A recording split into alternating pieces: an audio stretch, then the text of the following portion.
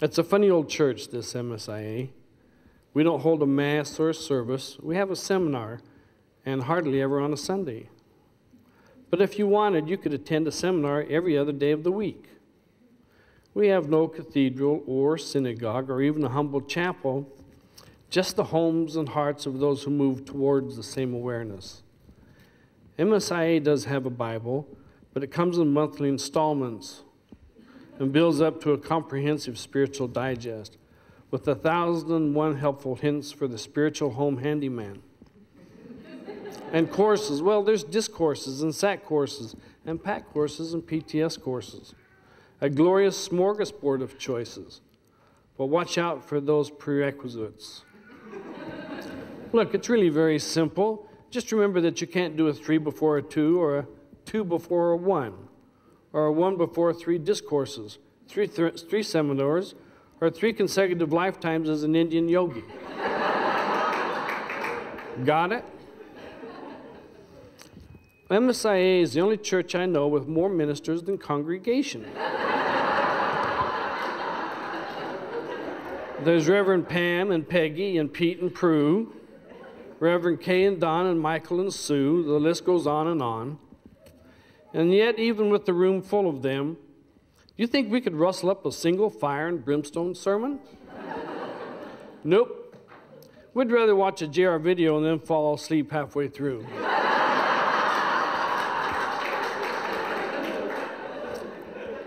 In fact, there are so many ministers that sometimes I think I must be the only one in Brisbane who isn't one.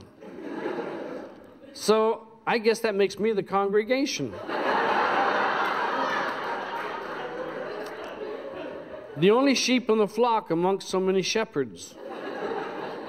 Perhaps this explains why, when I turn up to these events and after a month of hiding, all the reverends come up to me and ask, "Where in the flock have you been, Tim?"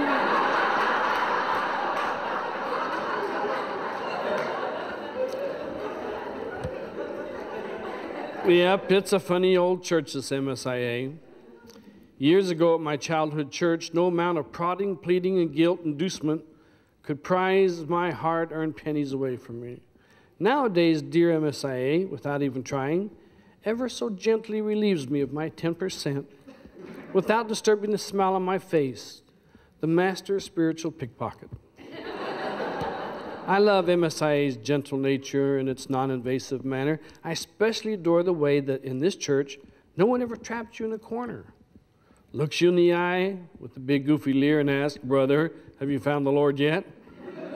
These days I generally answer, would that be the Lord of the astral, causal, mental, or etheric realm you're looking for?